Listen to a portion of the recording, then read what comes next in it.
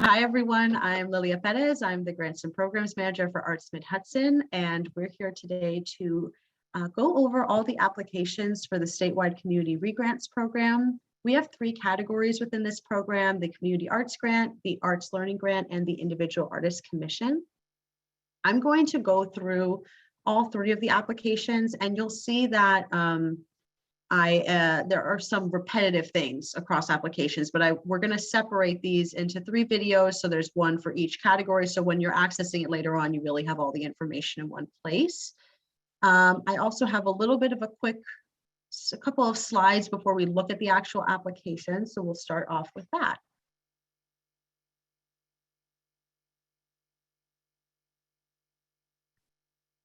All right. All right, so can you see this? Samani, could you nod if you can see it all right? All right. So I am Lilia Perez again. I'm the Grants and Programs Manager. Amani Jones is our Administrative Assistant, and Jonathan Nunez is our Administrative Associate. We can all be reached at grants@artsmidhudson.org for the statewide community regrants. You can also call this number, 845-454-3222, extension 11, and leave voicemails regarding the program. But really the best way to reach us is the grants email, because we're all checking it frequently, and it's very quick for us to send you a simple response and get a sense of what you're asking, and maybe even set up a time to have a longer phone call.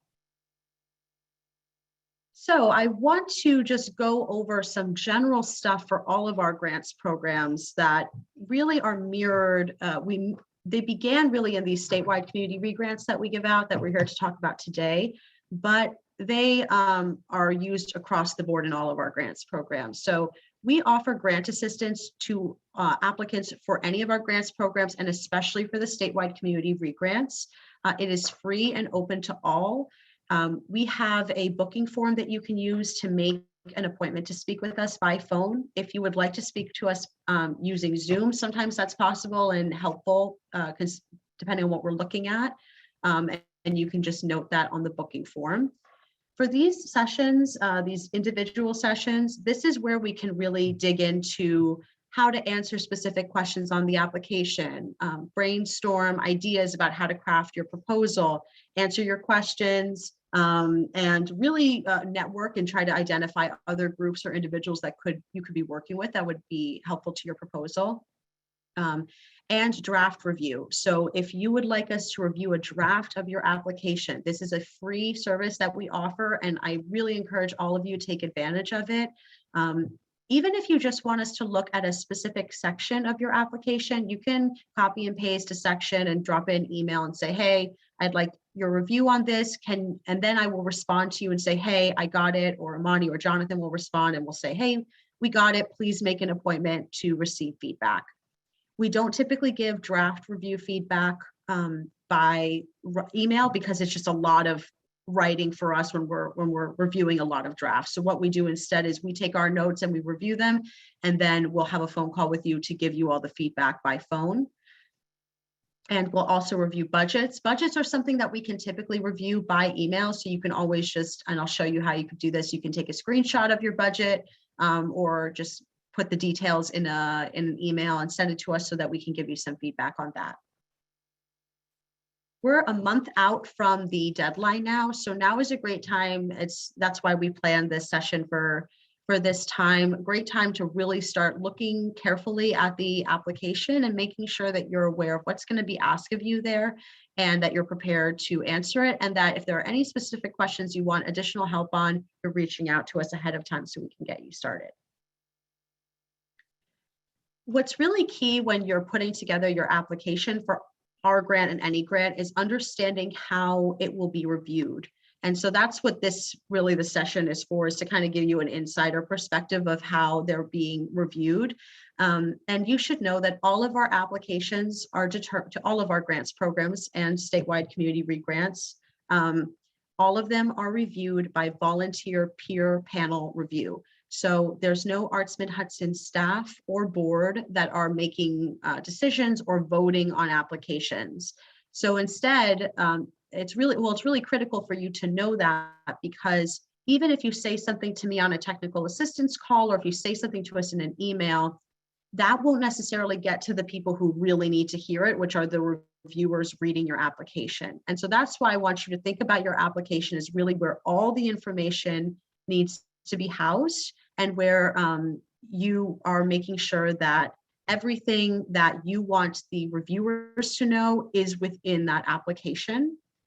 And you also want to be, writing as if those people on the other side do not know you or have no knowledge of your program or your organization. You want to be writing as if you're introducing them to all of this, because for some of the people reviewing it, you may be.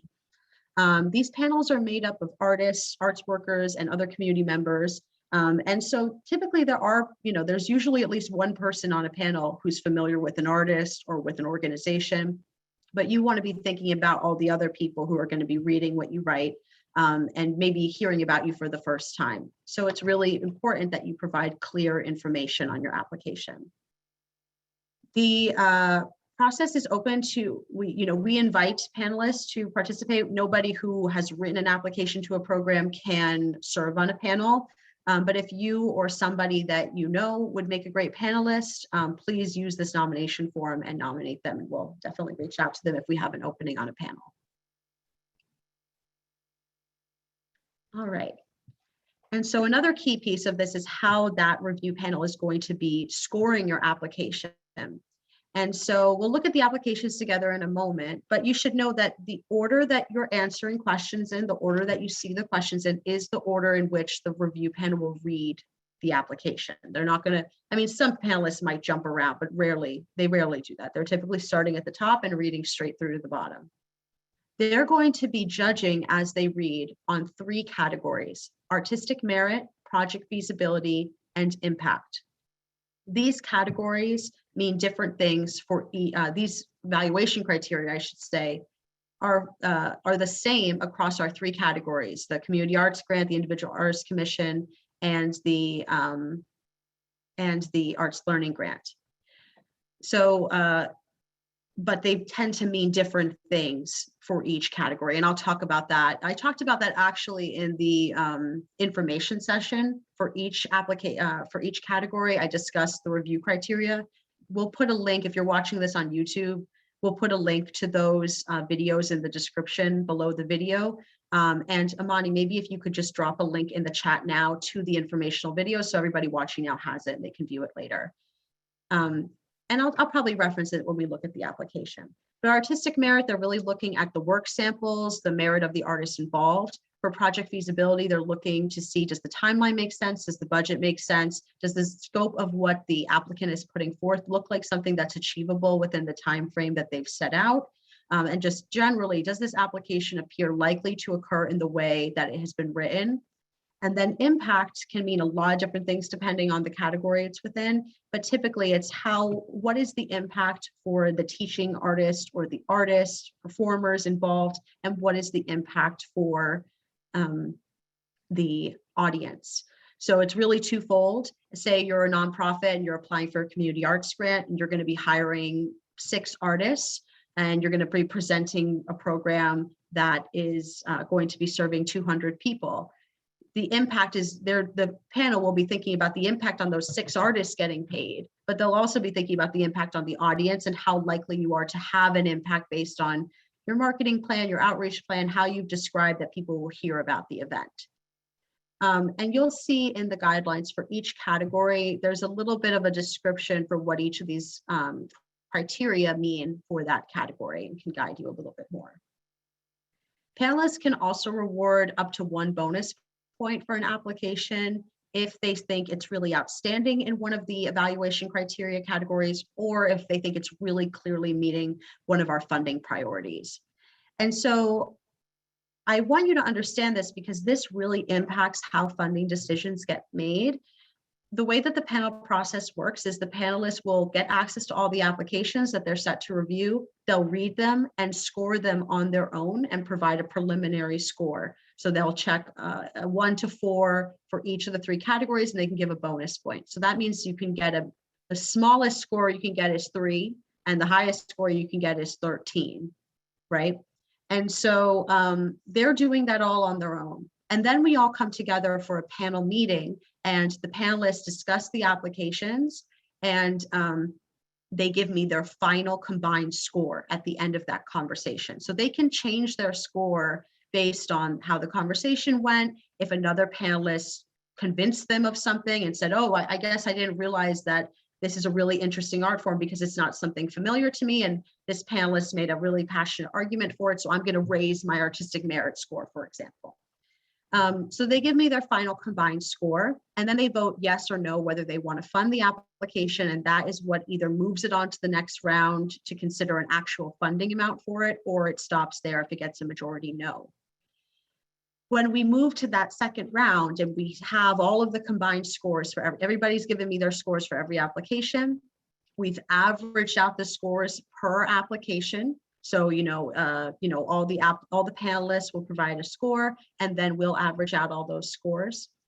When we look at all the ones that were recommended yes to move on, that the panel wanted to fund it, we rank them from highest average score to lowest average score. And panelists often remark that it's kind of like magic, the way that it works, where it really reflects the conversation. Those that really the panels were really excited about, felt now, all of the criteria, all of the funding, a couple of the funding priorities or a few of them, those typically rise to the highest average score. And then ones that maybe they were unsure about tend to fall to the lowest average score. You want to be aiming for a perfect score, right? Because the ones that have the highest score are the ones that are more likely to get their full funding amount or very close to their full funding amount. Because these are, except for the Individual Artist Commission, for the Community Arts Grant Arts Learning, their range, right? You can submit a request for up to $500 or $5,000, and they may meet you at that request, or they may have to come down. This is a really competitive program. So we typically see applicants getting less than the amount they requested because we have so many good applications coming in from all of you. And so you want to be thinking about these evaluation criteria while you're writing your application and thinking, am I showing that I'm doing all these things? Are my work samples supporting strong artistic merit? Does my budget and my timeline and are the details clear so that they're going to give me a high feasibility score? Does it seem realistic? And then impact, does your marketing and outreach plan make a lot of sense? Are you paying artists fairly? And what's good is to kind of write your proposal and then think about these, and maybe even try to ask somebody to judge you or judge yourself and think about how you would score for all of these areas. And so I'm happy to answer more questions about this for those of us that are here today at the end, because I know a lot of questions about this come up. So feel free, if you have something on your mind now, you can drop it in the chat and we'll answer it later on.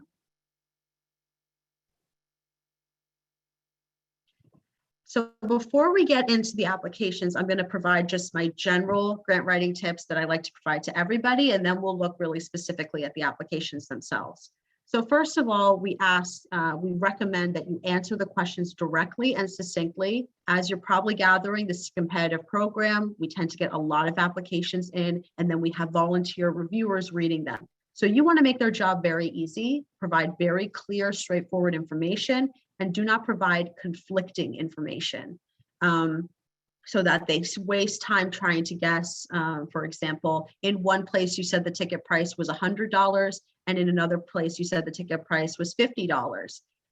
If there's discrepancies like that, panelists tend to really gravitate towards them and then try to figure out, well, which one is it? Which one is the correct number? And that's time away from them talking about all the really good things in your proposal and instead wasting time trying to understand your proposal. So you want to be direct, succinct, make sure that the who, what, when, where, how, why is all really clear. And a great way to do that, again, is by asking us to review your draft or asking a trusted friend or colleague to review. I'll talk about this in a second, but I'll say it now. I often like to say too that you really are looking for somebody to review your writing, not just for our grants, but for any grant, who maybe is a little bit unfamiliar with, maybe isn't your the person that you work very, very closely with. Maybe it's somebody who would need to learn about the program or learn about you a little bit, and asking them, did you get the core of who, what, when, where, how, and why you're doing this and why you're asking for funding? Because sometimes even myself, if I've worked with you for many years, I've been at Mid-Hudson 6 years. So at this point, there's some people I know their history really, really well.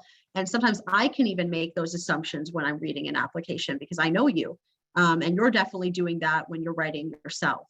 So try to find somebody else out there who can help you give a little bit of feedback, or definitely come to us so we can check for things like eligibility and that it's in line with the program.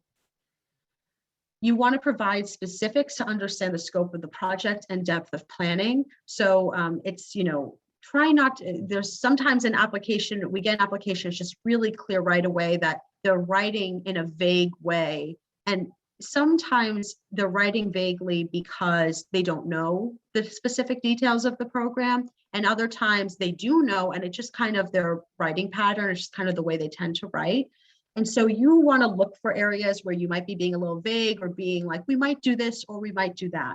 Say very clearly, we are planning to do this, but if this plan doesn't work out, we're going to do this backup plan, for example. Or saying something like, we're seeking these additional funds, but we don't know, but it's pending grant approval. Not just saying we're going to try to get funding from this grantor, right? Some additional funds. Then the panel might spend time saying, well, did they apply? Are they confirmed? All of those things. So you want to use really clear, specific language so that they understand what you're talking about and can't get confused.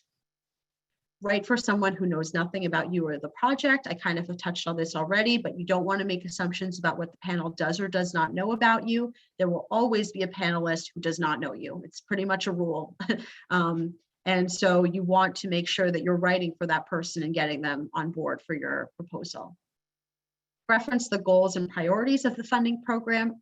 I'll add in the evaluation criteria. It shows that you're in line with what the program is trying to do. It shows you've read the guidelines. Panelists really like to see the language that so the panelists will get our guidelines, right? They'll get a handbook from me on how to be a panelist.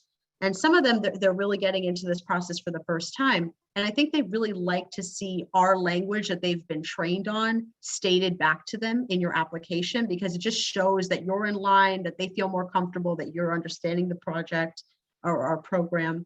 And so I really recommend, if you see a funding priority in our guidelines, reference it. Say, I am meeting this funding priority, or just use the language and say, this is an experimental activity, for example, something that really, that's one of our funding priorities, that we want to fund art forms like dance, poetry, performance art, and other experimental activities, right? So if you're saying this is definitely a poetry project, you are showing in the proposal that you're in line with the funding priorities for the program.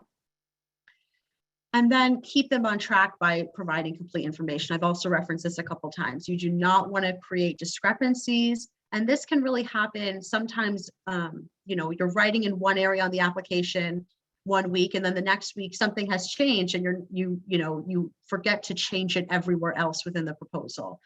If you're changing something, like I always really like to recommend, if you're, when you're typing on the computer, to use the find feature, like Control F if you're on a Windows, and say it was 50 participants before and you know that you're changing it to 75 now, just search the whole document for 50 and make sure you've changed it everywhere.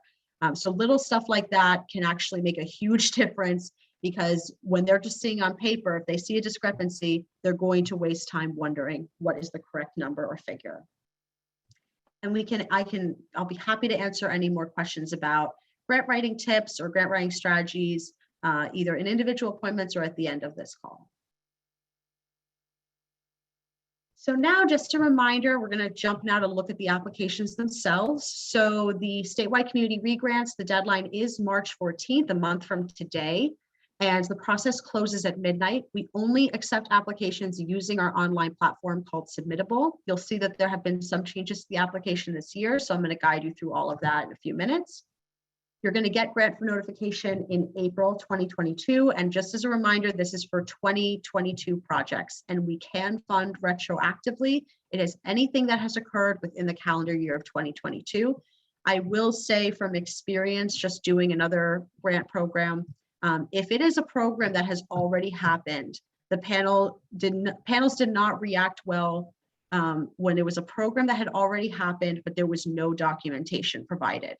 That was something that harmed a good number of applications, actually. So if you're applying for something that's already happened, or if you're getting ready to do a program this month and you're going to be applying in March, make sure you're taking photos, videos, saving, marketing materials, all of that. So you have some good supplementals to submit when you apply. All right, so I'm actually just going to leave this and jump over to our website. Amani, you can still see this, right? Our website, thank you, okay. So this is our homepage, artsmidhudson.org. That's where you can find everything. And you're gonna go to grants and artist opportunities and then grants and funding. This is where all of our funding programs are housed, and you're looking for this one, Statewide Community Regrant Program, and just click Learn More. And this is where you'll find everything having to do with the program, including all the guidelines, other links, some downloads. If you're here today, you probably signed up on this Q&A list, and also links to the session, and there will be a link to this session there as well. So let's start off with the community arts grant application. All right, so this is the community arts grant application form. When you start off, you're going to see some welcome text, some links to other documents, pretty much everything that was linked. I'm going to go back for a second on our homepage here for the grant program. All these links are here, but some of them are reiterated on the application itself. And I'm logged in here, but if I was not logged in, okay, this text would be here. And this is where the application itself starts with your applicant name. If I was not logged in, it would basically say here, please log in. So you do need to have an account with Submittable to be able to complete our application, because it saves your draft. It's a form that you're not going to do it all in one sitting. So you're going to need a login. And if you have any trouble accessing your draft, your documents, getting into your account, that's all going to be through Submittable, because I don't have access to individual accounts that get created with Submittable.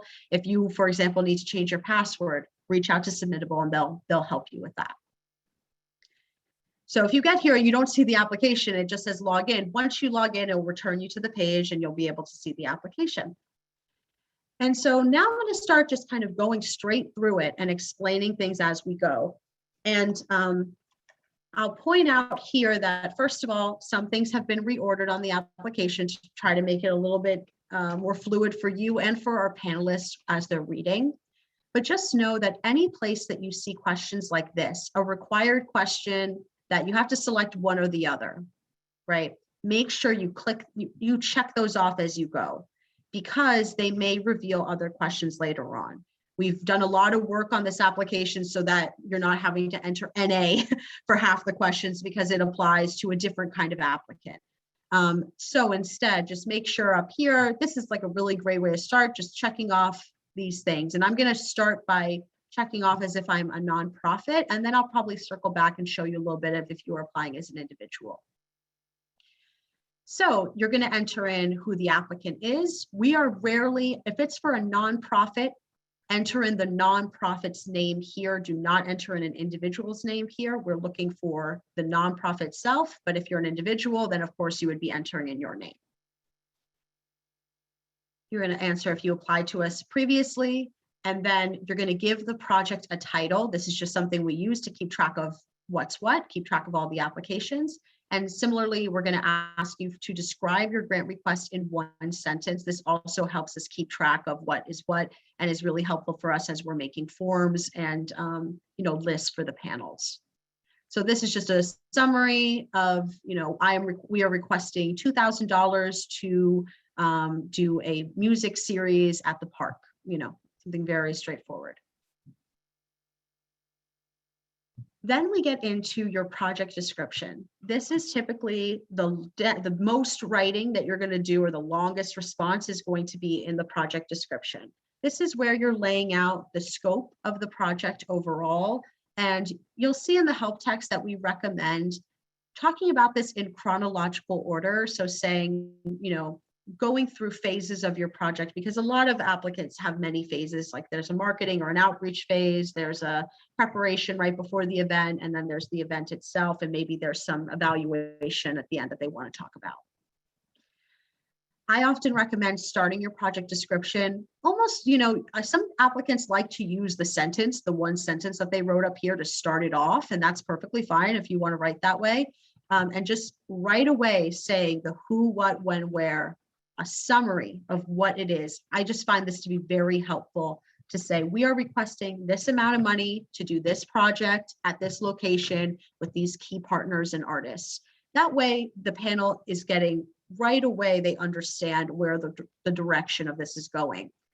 And that's a good way to think about it. Your introductory sentences or sentence or paragraph, right at the top where you want to do it at the project description, is really laying out the scope of everything else they're about to read.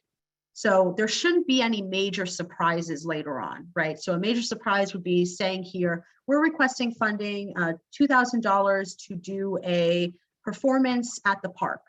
And then we get to the application, to the budget, and the funding is all for documenting the event. All the money is going to a videographer for the event, for example. Then you've kind of buried the lead a little bit, right? You haven't started off saying we are requesting funding to record a performance at an event, right? So that's just like an example based on some applicants we've gotten before, where you want to not only lay out what the event is, but what you're asking us to pay for, because that really helps frame them up well to get started and read. Then as you continue, you want to talk about the scope, different phases of the project if it makes sense. If you're going to talk about any history or preparatory information, I recommend making it very clear that you're you don't want to talk about the history of a project and what you will do interchangeably. You want to be very focused saying, this is the project, this is what we're asking for, this is where we'll be doing it. And then maybe a paragraph, with a line break that says, previously we did this, that, and the other, and it has led to this project in whatever way. And then line break, and then continue talking about your proposal, for example, right? So something like introductory paragraph, line break, brief history, and then phase 1, phase 2, evaluation. That's like a very simple way you could set up your response here. Some people inevitably are not going to watch this video. They're not going to seek assistance from us, and they're just going to write a paragraph here. And sometimes it works and sometimes it doesn't, right? Sometimes the panel just gets it, and sometimes the panel says, I was so confused by what they were asking us. This is really like a great place to reach out to us, get some feedback on this question, and make sure that we're getting a good sense of the scope of the project. Now, I've started off explaining all of this, in depth here. And actually, this reminds me, this is a good place to take a step back and just recommend that when you work on your application, to take a look at, I don't want to do that now as I'm giving this overview session, but to start off by reading through the application, seeing what other kinds of questions are going to be asked of you. You don't feel the need to repeat yourself. If you said something at one place in the application, you don't just need to repeat yourself for the sake of repeating yourself. You can instead reference maybe that for more information on this, please see this response in this area. It's really up to you. It doesn't, I like to tell applicants, it doesn't really matter where you place information. We ask these questions to guide you. What matters is that all the information is there. So if, it makes more sense for you to talk about, give a brief, for example, there's a question that we'll talk about in depth in a minute, asking, what is your marketing and promotion plan to reach your intended audience?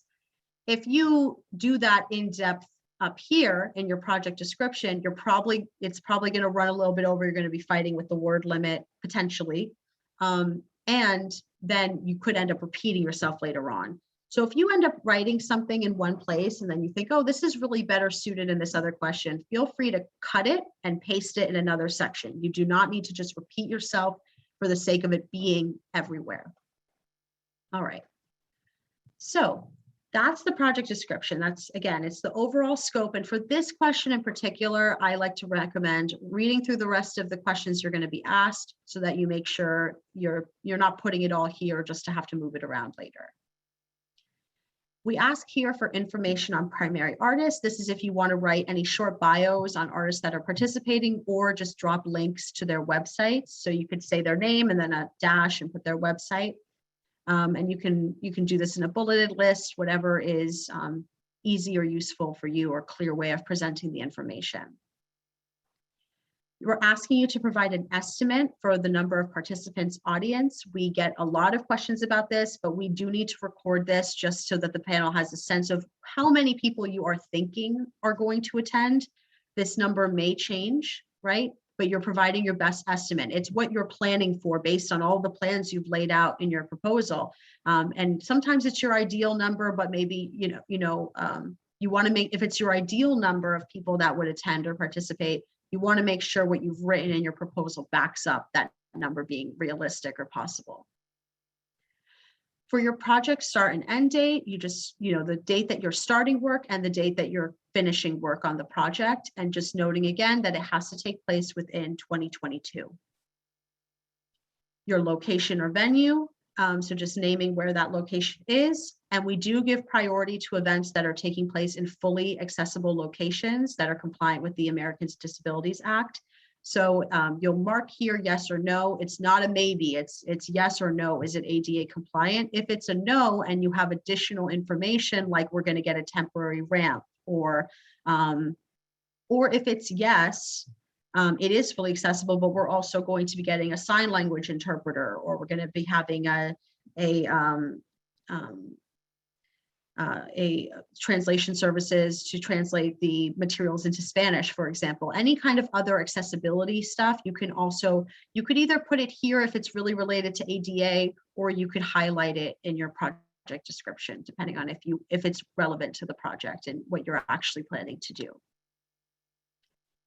You'll check off here if there are any admission or participation fees, and just, it could be something like it's 50 plus, but we're also offering a sliding scale.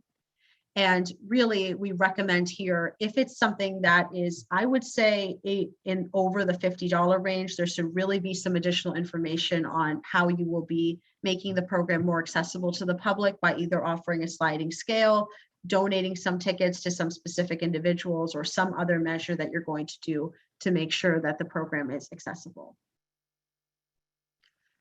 Okay, so now we'll take a look at the budget. So this is new for this year. In previous years, we had an Excel spreadsheet where you would have to complete the budget on a spreadsheet and then export it to a PDF and upload here. You no longer have to do that. You will just be completing a budget request in a table format here. We're going to ask you what your total project expenses are and what your grant request amount is. So these are two different numbers. So for example, say that your total, and they could also be the same number. There is no cash match for this grant program. So let's say that you are asking us for all expenses having to do with your program. Then you would be saying maybe 4,000 is the total expenses and 4,000 is the grant request amount. Okay. Then here in your budget, you have to enter in how you're getting to this number. All right, your grant request. We are not asking the total project expenses. And actually, for the purpose of this example, let's make it different. Let's say that your total project is going to cost you 5,000, but you're asking us for 4,000. That would mean here, let's say it's all going to go, let's make it really easy and say it's all going to artist fees. So here we would just enter in $4,000. And then you'll see that it'll total down below. Let's give another example and say you're asking for 2,000 in artist fees and 2,000 for the space rental. It'll still total down here, right? And you want to provide an explanation for any expense that you're putting here, provide an explanation. So that could be something like 2 artists, $1,000 each. That way it's clear that the artists are getting, how much they're getting paid, how many artists are getting paid. If it was something like 2 artists are getting paid, let's do another example. Let's say it's all going to artist fees. And we're going to say 4 artists, 500 each. So that way you're showing, 4. That way you're showing how you're getting to this number and what the breakdown is. If you see it clipping a little bit, it's okay. The panel will be able to read any as long as you go here, but I wouldn't recommend making this too long because it can get a little difficult to read. There's a question down here below that asks, how will grant funds be spent? This is basically your explanation column. We have it in both places because a lot of applicants just leave this blank, and we really need an answer to this question of how you're going to be spending grant funds. So if you feel really good and you filled out this table correctly, you've used the explanation column, you can just basically copy and paste your explanations down here, and you can, give a little extra information if you think it's necessary. Now, for example, let's go with this example that we've set up. The total project is going to cost $5,000. The grant request amount is $4,000, and you've laid out how you're spending that $4,000. You're going to reiterate, let's say that we're going to take this expense and just put it here because that's really all it is. That's all we need to tell them. When we get here, are you seeking additional funding for this project from other sources? This is where you should explain that gap, $4,000 to $5,000. So the total project is costing $5,000. So there's $1,000 that is coming from some other source. And that could be a variety of things. You could say, we are getting a $5,000 from the Community Foundation. We got another grant for this project and it's already confirmed. You could say that we're going to sell tickets and we're guessing that the tickets are going to be $1,000, we're going to sell $1,000 worth of tickets. You could also say we are going to be renting a facility for this event and it's either going to be donated to us or we're going to have to rent it, but the value is $1,000. It's really however you want to lay it out. What is most important to us, again, is that all of this stuff makes sense together. We're giving you all the building blocks to just kind of lay out how you're spending our funds, which is really the most critical piece to us. And then if there are additional funds, you can explain how you're getting them. If, for example, going back again, it was $4,000. You're not asking, the total project is $4,000. You're asking us to pay $4,000 and there are no additional funds. You can just enter NA here, right? Because there's no additional funds coming into the project. So that's the budget in a nutshell for really for all of our grant programs. They're all going to be all of our categories, the community arts, the individual artist commission, and the arts learning grant. There's this question next. What plans do you have for your project if you receive partial funding? This is really a way for you to have a voice at the panel meeting when inevitably it is very difficult to fund applicants fully. I do recommend, however, ask for the amount that you need for the project. Do not lowball yourself just because you're assuming we're not going to be able to give it to you. Ask for what you need. Make sure the budget is realistic and it doesn't look like an inflated budget, for example. But understanding that there's a good chance that you won't get that full amount.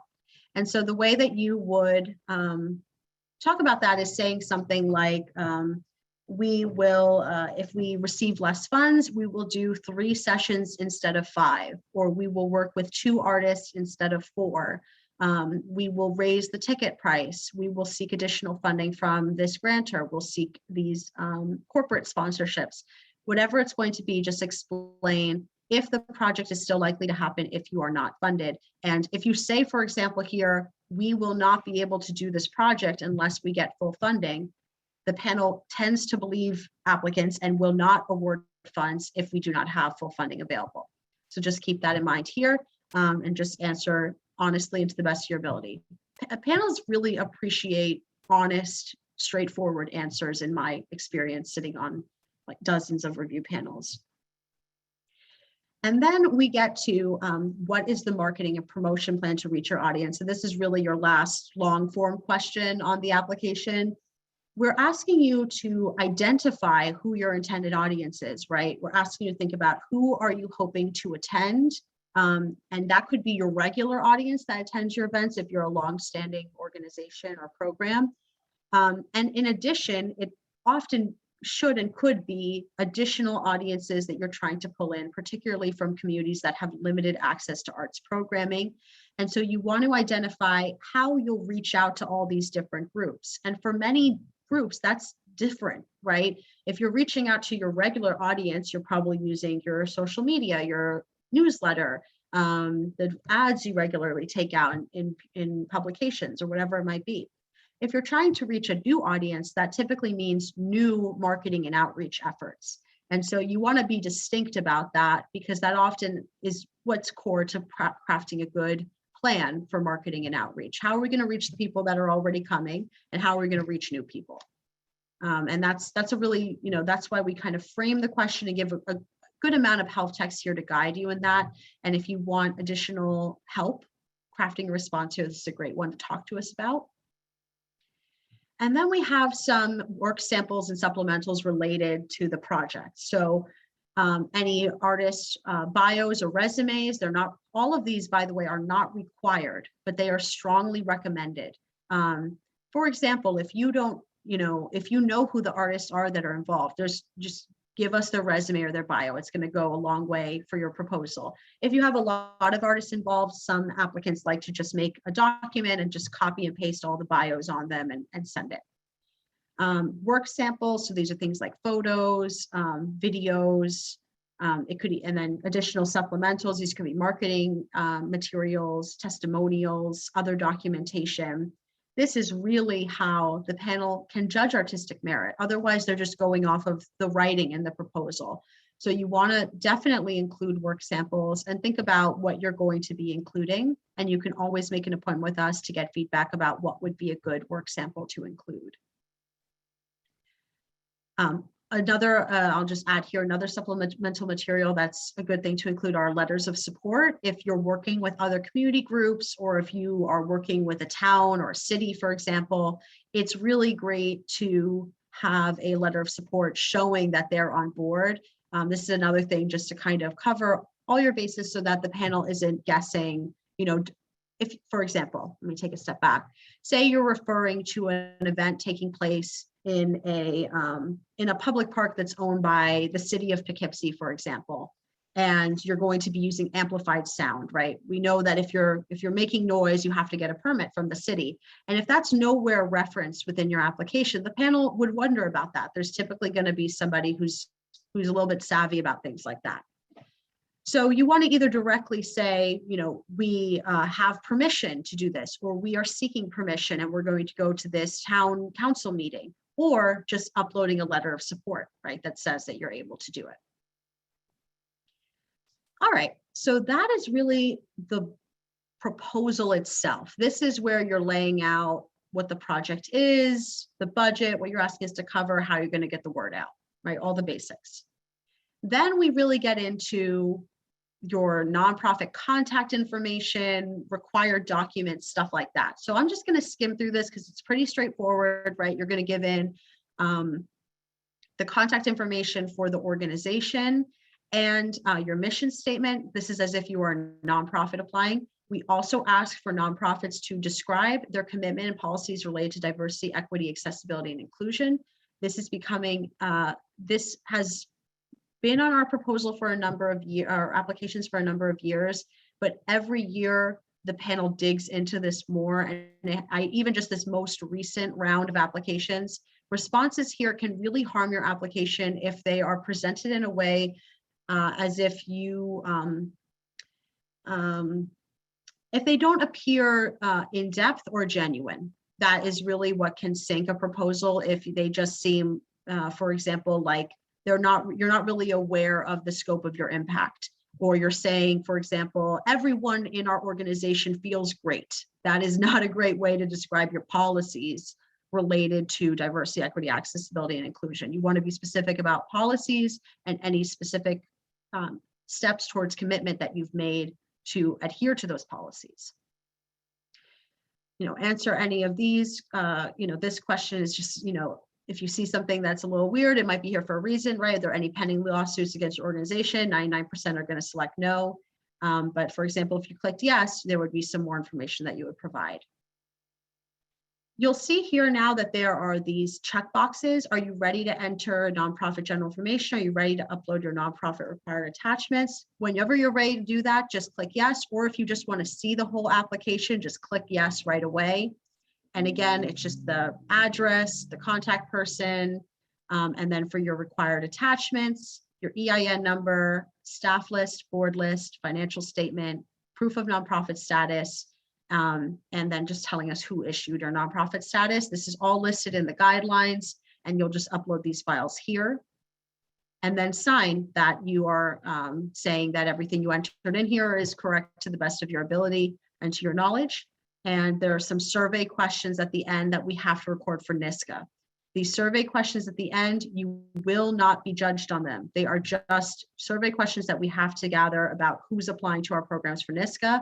Please answer them to the best of your ability. They're not something to make like a one-on-one meeting about. If you have a question about it, just, especially very close to the deadline, if you're only asking like, I don't know how to answer these regrant project descriptors, for example, just pick to the very best of your ability. It will have no impact on your application at all. But if you have a question about it, just send us an email. We're happy to answer it that way.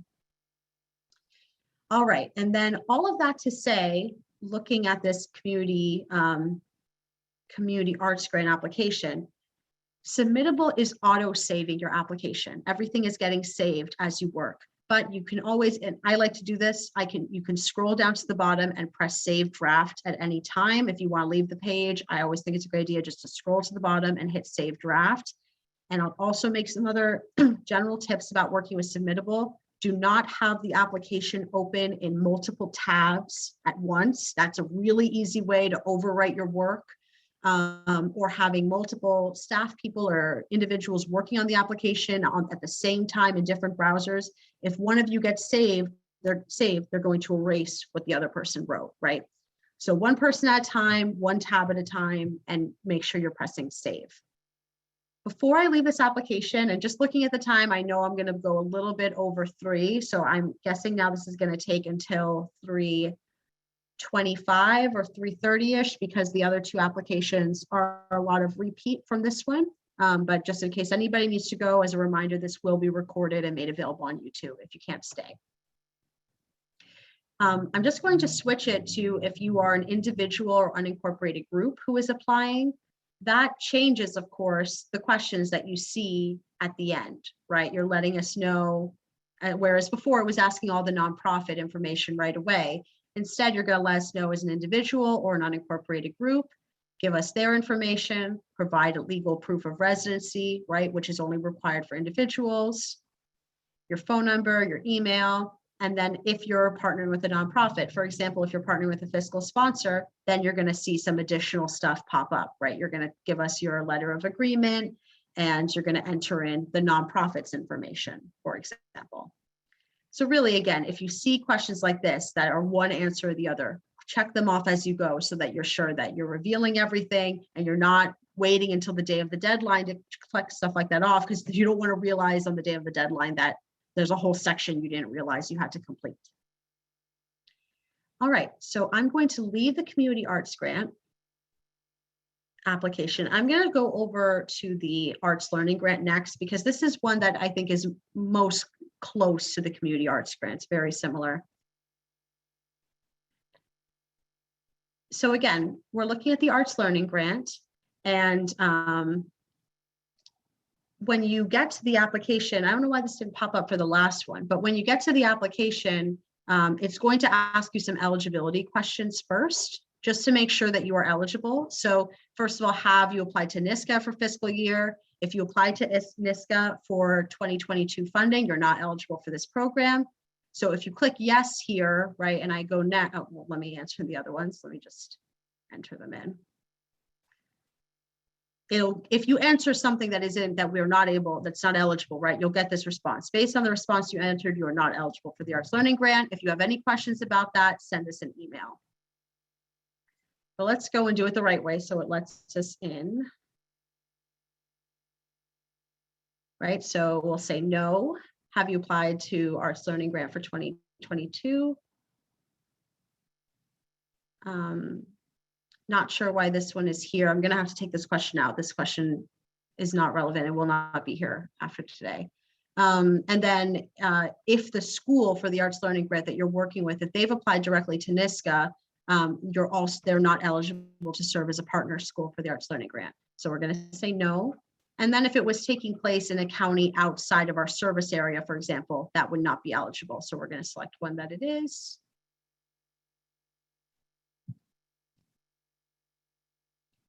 All right, I'm not sure why I'm sorry. I think it's because of this question that shouldn't be here. So again, once this is gone, this should not be an issue.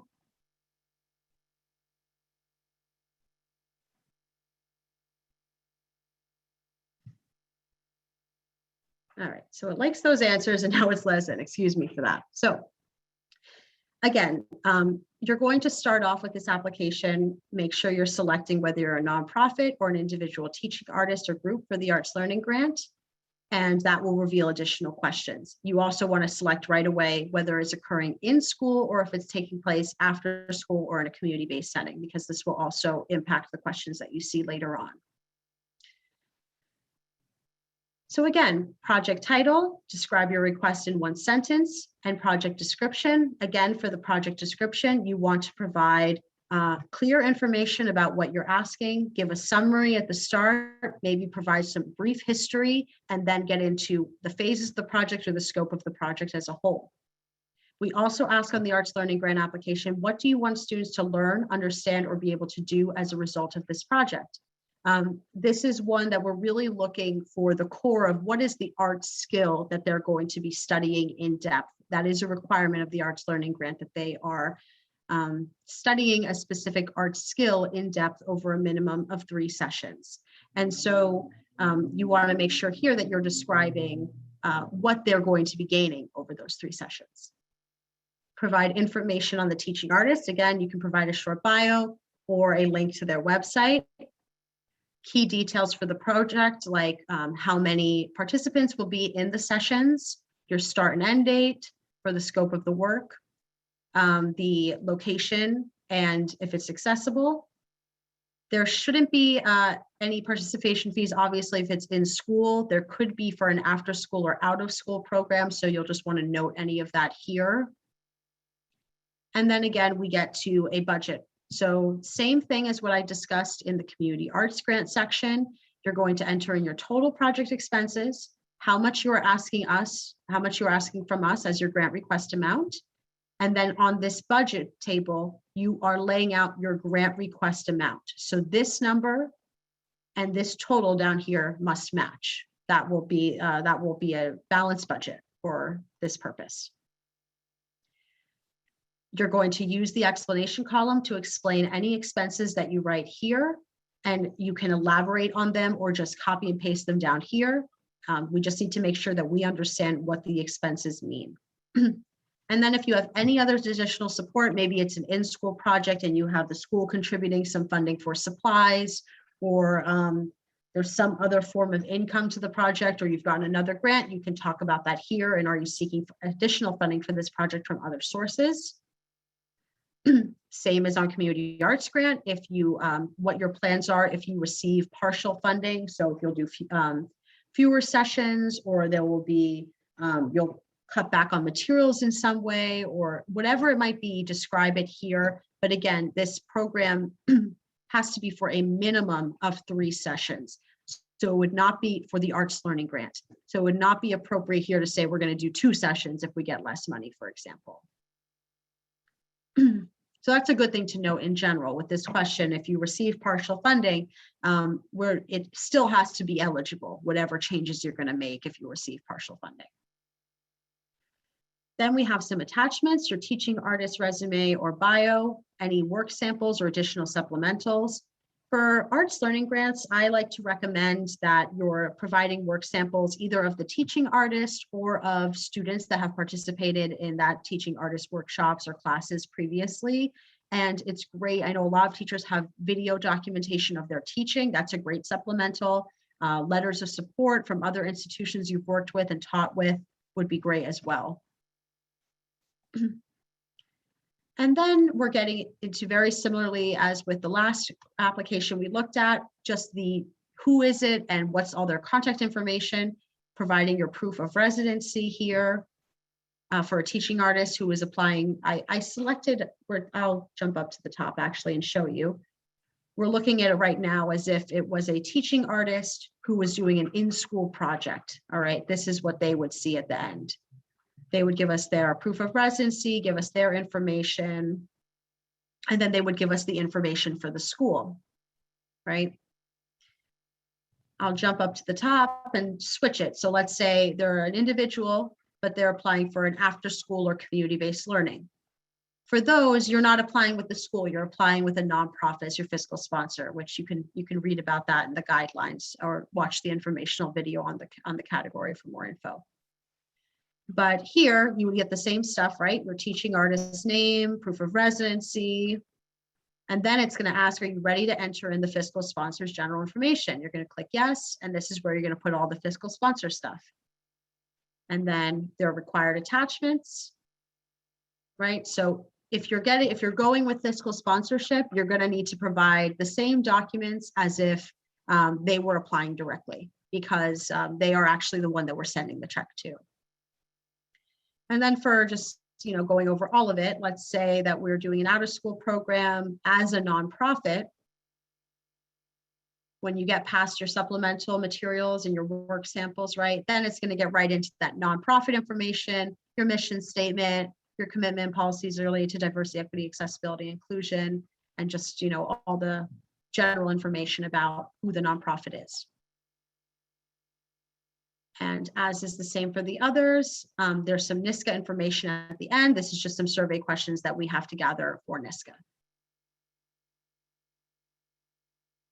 Again, the Save Draft button is at the bottom, and when you're done, you click Submit. And if for some reason a field is not filled out, it won't let you submit. It'll say, there's this required field that still needs to be entered. All right, and now let's take a look at the Individual Artist Commission application, and you'll see that we've spent a lot of time talking about if you're applying like this, you're going to see it this way. And if you're applying like that, the Individual Artist Commission, what's great about it is everyone is applying the exact same way. It is individual artists who are applying to create new work, right? So it's it's a lot more straightforward. So you're going to start off as the Individual Artist Commission application. Again, there's some preliminary information and links. And then you're going to give a title for the project. Again, this helps us for keeping track of what's what, your first and last name. If you use another name or a creative name or pseudonym or something else, you can include that here. And this is what we would then use on promotional materials instead of your legal name. There's a lot of artists that work this way, so you feel free to use this. And also please provide your pronouns, or if you do not want us to use pronouns during your review process, don't enter anything, and we will use they, them, and gender neutral programs. You can provide a link to your website, your email and phone number. As you can see, website is a not required field. Not all artists have a website, but if you do have one, you can include it here. And you can always tell if something's a required field because it'll have this red asterisk next to it. Your address, and then we're asking for a bio of your work, of you. And you're also going to be able to upload your resume, and you can, if you have a longer bio that you want to include, you can include that as well. But I like to recommend to individual and artists, and really this could apply across the board to any of our categories. For example, like a nonprofit mission statement, or your history with diversity, equity, access, inclusion for the other categories. You have sometimes, as when you're writing grants, you have your artist bio, you have your mission statement, you have all these things that you typically always will just copy and paste and dump into grants.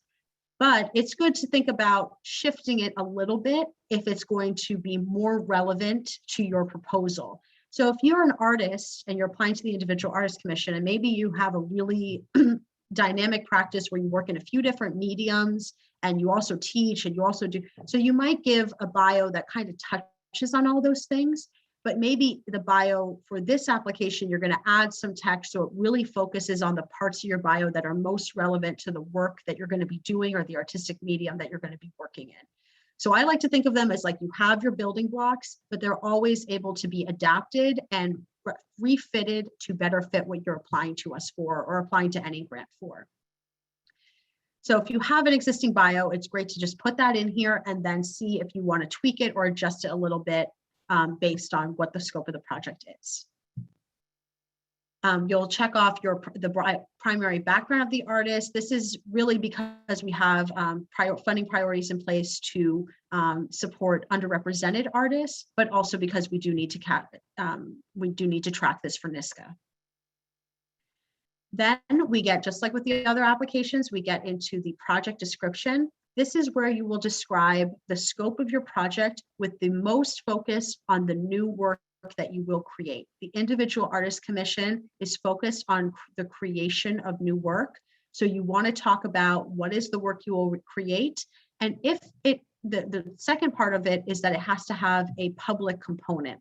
But I'd like you all to think about that as really a smaller component of your overall scope of the project. The main focus is on the creation of work. For your public component, you have two options, and I talk about this in the informational video and in the guidelines, but I'll just reiterate it here, that you can either involve a specific community during the creative process, which could be where, you're a photographer, you're going to take portraits of elders in Rosendale, for example. That would be a very specific community, and you're laying out that that's the involvement, that they're going to be sitting for portraits. So that would be one way. Or it could be that you're interviewing residents of a senior living facility, and based on what you gain in those interviews, you're going to be writing a play, for example. That would be community involvement too. The purpose of community involvement is so that that might be a part of your practice, but it shouldn't be something that's forced into your practice if it does not make sense for the grant. The other option for a public component is to do a public presentation of the work. This could be you're going to have an exhibit at a local library, or you're going to do a stage reading of the play that's going to be very simple. Or you're going to do a virtual gallery, you're going to do a virtual presentation of the work. That's allowable too. So you want to, in your project description for the individual artist commission, I recommend starting off really focused on the creation of the work. And if the community, the public component is that involvement during the creative process, you might talk about that sooner, right? You might talk about the creation of the work and how it involves the community. If you're creating work completely on your own, and then doing a presentation, you might talk about it in a more, in that chronological order, that you're going to create the work. This is the work you're creating. This is going to be the process for creating it. And then this is the process for sharing it with the public in some way. So think chronologically as you're answering these projects, when you're writing in this project description. Again, this is a great one to ask us to review and give you some feedback on if you're unsure of how to answer this question. Then you're going to enter in your project start date, your end date, and your total project expenses. The grant amount is $1,500 for the individual artist commission. It's the only category that is not a range. It is set at $1,500. So it must, I actually already was making an example of this to somebody else, but this amount must be equal to $1,500. And so if you were giving the whole thing to yourself as an artist fee, that would be totally fine. That would be allowable. You would say fee to myself, right? If I was doing this application.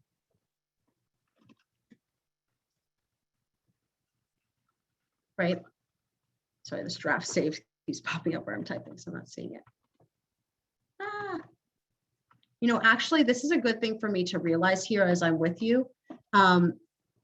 Undo does not work great on submittable, like doing a quick Control-Z.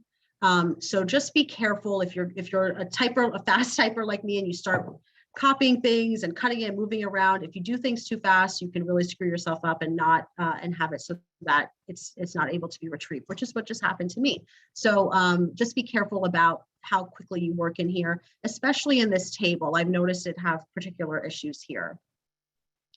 So let's just say, it was going to be an artist fee to Lilia, right? And so this would be totally sufficient if this is where all of the funds are going. If it's something else, like it's going to be $1,000 going to me, and then it's going to be $500 for materials, And I'm going to do this very quickly, but I'm a photographer, right? So say I needed to get film, and I needed to get printing paper, and I needed to get, that would pretty much be it. And that would probably be a lot more than 500 actually for printing paper and printing costs and ink, right? So you can even add in ink here. And here I'm just doing this quickly, but some people like to do things like, 100 is going to be going to film, and I'm spending another 150 on printing paper. You could also do it like this if you feel like this is really helping the panel better understand what you're doing. Okay. And so again, you're filling in this explanation column. Anywhere you put a number, you want it to be accompanied by an explanation. And if you feel like you filled out this table completely correctly, you can usually just copy and paste what you've written here down here, but you can also expand on it if you feel the need. If you have any additional funding coming into the project, so for example, say you got another grant, or you're going to have some other kind of earned income as a part of the project, you can talk about that here. There's a timeline section. So if you want to give a list format of how the scope of your project and when you'll be doing things, you can also provide that here. And then we're going to get to this question: how will your project incorporate community involvement? So that's what I was talking about a few minutes before. You're either doing public presentation, you're showing the work to the public in some way, or you're doing community involvement during the creative process. So you want to talk about how you're doing that. So if you're doing a public presentation, you can expand on where it'll be taking place, how you're setting it up, and really what the scope of that presentation is. And it should be very simple. Or if you're doing community involvement, you would be talking about how you're going to do outreach to that community, how you're going to get them where you need them to be to participate and work with you on the project, or be interviewed, or be photographed, or whatever it is. And so this is your place to really explain that. And just echoing something I said earlier in the session, if you feel like you've done, with the project description, it doesn't need to be repeated multiple times. So here you could very briefly say, I'm going to be doing involvement during the creative process, and community members will be working with me to be photographed as a part of a portrait series. Then when you get down to how will your project incorporate community involvement, that's where you would expand on, I'm going to be identifying individuals through this nonprofit. I'm going to be putting up flyers. I'm going to show up to these meetings, that whole part of how you're actually getting them there, and how that, more details about what that involvement is going to look like. Then again, you're going to estimate how many people will participate in the project. This is your very best estimate. If you don't know that, you're shooting for your ideal number, right? But a realistic number that's supported by the scope of what you're going to do. And then this last long form question is, how will this project help develop your career as an artist? This is really important to panelists because they want to know that the project that you're doing is something that will be something that will enhance your career, maybe enable you to apply to other grants or do another project. So you could talk about here, for example, I'm seeking this grant so that I can leverage it to apply to these other grants that I've already identified, or this will be my first time doing a public arts project. So I'm seeking funding to, launch this and get support for it so that I can try to reach out to other cities and towns or organizations to continue to do public arts projects. So it should really be talking about how this will benefit your career overall. And if you can talk to any specific next steps, that's always great. Then we get into your required attachments and closing information. So your bio or resume, your proof of residency, and your work samples. Work samples are required for the individual artist commission. We accept up to 10 files.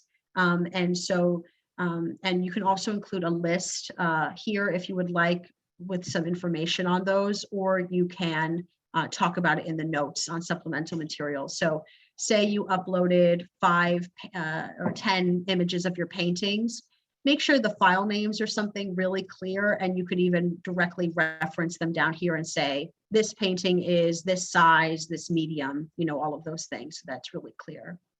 Some applicants prefer to make a PDF of their work samples, have the image and have all of the work sample and all the information about the piece below. It's really up to you how you want to structure it.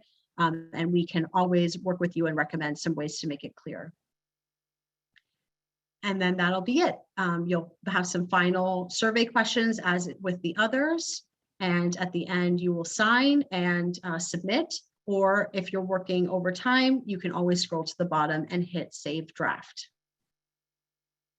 So I am actually going to stop there and answer any of your questions. And I know that some came in through the chat, so I'm going to look at those first, actually, and then I'll answer additional questions. But as just looking at the questions very quickly, I just want to point out that this session was really focused on the application itself. There was another session a few weeks ago that went over the program as a whole, and they are recorded and available on YouTube, so you can take a look at those. They were, Mani dropped the link in earlier in the session. And so I'll answer them here, but just know there's more detail. There's the guidelines. There's a lot of places where that information lives as well if you need more. So I'm going to start with Carolyn Nielsen's question. Are the people on the panel the same year after year, or are they always new panelists each time? That's a great question. And because that's something that you should always think about when you're applying to a grant, especially if, for example, you've been applying for years and not getting it year after year after year, right? And say you know that it's the board, for example, making the decisions and they're denying you year after year, then it might not be a good idea to come back to that grantor because clearly they're not picking it up. What's great about our programs is they are different every year. It's a group of community members. Usually there are 1 to 3 returning panelists because we like to have some people stay on board who can carry on the message from the previous year or can have a little bit of institutional history in their mind. But people rarely stay on a panel for more than 3 years. And we don't ever have a fully returning panel. So that's why even if you get denied funding, especially, for example, the Individual Artist Commission, it's so subjective, right? You're having other working artists are reviewing your work and deciding whether they want to fund your project. They might have a really really specific view of what they're trying to fund, and the panel the next year might swing in the complete opposite direction of what they would, which artists most speak to them and that they want to fund. So no, it is not the same reviewers every year. There are some returning people, but it is majority new. Okay, just a thought, example. Okay, so Jill was asking about an example. We do not provide written samples of grants. We used to, and we stopped because we started getting grants that sounded like copy and paste from those other grants, that sample.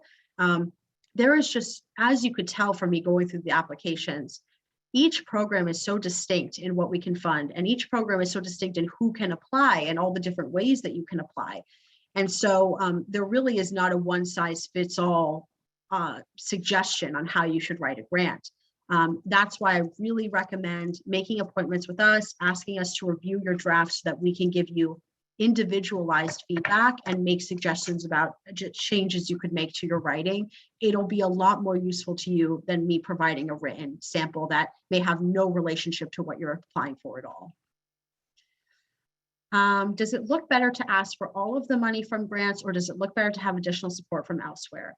I would say that additional support from elsewhere often helps because it shows that you're seeking additional funding, that maybe you have, it really increases the feasibility of the project. However, I'll also point out that need is not a criteria for funding. The criteria is artistic merit, impact, and feasibility. And that need not be a criteria really works in both ways. It's not going to help you to say, we're running a deficit, so we really need this grant, for example, right? That's not going to help. Whereas it's also not going to help, it's not going to harm, it's not going to help, but it's not going to be like a reason to fund you. Actually, that's example actually could actually hurt you. But it's not going to be the reason why they want to fund you. No panel is going to say, oh, they're running a deficit, we should give them this grant. It works the other way. The panel should not go, oh, they have a huge budget, they don't need this grant, right? It works both ways.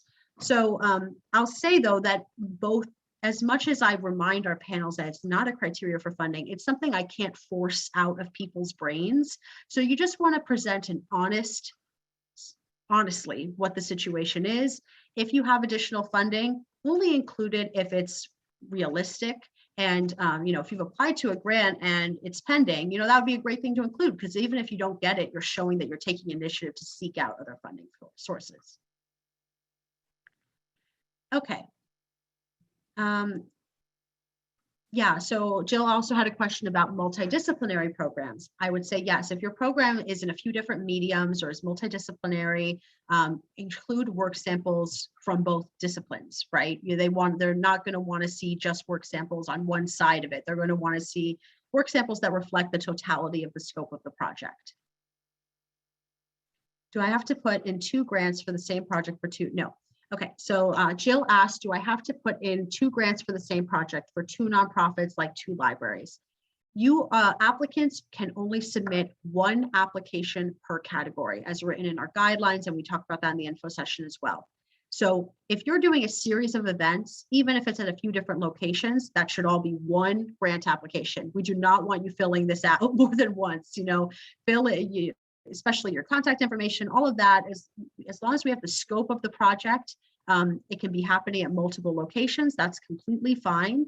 But it really shouldn't be your full year event. For example, a nonprofit shouldn't be reaching out to us to fund, just for general funding to go towards all of their events for the year, because this is project support, right? It has to be focused on specific projects that you're doing. So it's totally fine if you have multiple locations that you're working at. If you're an individual, only 1 nonprofit needs to be your fiscal sponsor or community partner. We talk about that a lot in the info session, so I'm not going to get in depth on it here, but you do not need to have both of them, for example, serving as your fiscal sponsor. That would be impossible, actually. You have to just pick 1 nonprofit that is serving as your fiscal sponsor or community partner, and that's only for the community arts grant or for out-of-school arts learning grants. What different so what's different? I think we went over it by the end of it, what's different between the 2 ones, but you'll see that, again, the individual artist commission application is a lot more straightforward because everybody's applying in the same way. The other applications, you kind of have to tell us who you are so we can make sure you're seeing the correct questions. And we often, for those, there are a lot of partners involved. You might be an individual, but have fiscal sponsor. We need to record information for everybody. So that's really where all the extra stuff comes in. Okay, Marjorie asked, artist is not a local resident. Does the residency matter? No, and that's a great question that often has to do with when they're judging impact, the panels. So panels like to see that the artists participating are local. That often can be a bonus to a proposal, especially if they're really high quality artists. But it is not a requirement. And sometimes then you're trading off that impact of hiring local artists for the impact of bringing in artists to the region who residents otherwise wouldn't have the opportunity to see, right? So you're making an argument for the impact in a different way. And I would really recommend in those situations to try to pair them up with a local artist. We've had a lot of success that way where applicants have applied to us to maybe bring a bigger name here and then also hire a more local person to do to also perform alongside them, which would be a really impactful experience for that local artist. But just note that as long as they, it does matter if they wanted to apply directly to us. They cannot apply directly. They have to be a hired artist by a nonprofit, for example. Okay, clarification for arts learning grant, visiting artists to high school is not, yes. So for arts learning grant, that's fine too. But it would have to be the nonprofit applying with a partner school. Right, it couldn't be the individual applying completely on their own with the school. And just as a note too, with the arts learning grant, schools do not apply directly to that either. It has to be either a nonprofit partnered with the school or a teaching artist or an individual partnering with the school if it's going to happen during the school day. Okay, does an individual artist applicant require fiscal sponsor? For the individual artist commission, individuals apply directly. You don't need any nonprofit involved. For the other 2 categories, arts learning or community arts, you'll need a nonprofit involved if you're going to apply as an individual. And we talk about this a lot in the info session, but there are a few different ways you can apply as an individual. So I'm happy to answer that at the end. I just want to get through the rest of the questions related to the application, but then I'm happy to stay on and provide any clarity around how to apply as an individual for community arts or arts learning. But I'll say it in short: for community arts, you can apply directly with a fiscal sponsor or with a community partner, or you can apply completely on your own with nobody, and then we will pair you with a nonprofit if the panel wants to fund you. That's for community arts. For the arts learning grant, as an individual, if you are doing an in-school project, you're applying with a partner eligible K-12 public school, or you're applying with a nonprofit as your fiscal sponsor for an out-of-school project. Okay, and I'm happy to explain this further. And just also note here that there's so many different ways you can apply, right? We do this to accommodate a variety of situations. We don't do this just to be like overly complicated. I wish we could just be like anyone can apply and that's it. But it is taxpayer money, it's state money coming from the legislature. And so we have done so much to try to make this more accessible and make accommodations for people. So just know that it's really about finding the right way for you and not a way to scare you away from the process. So work with us if you're confused, please.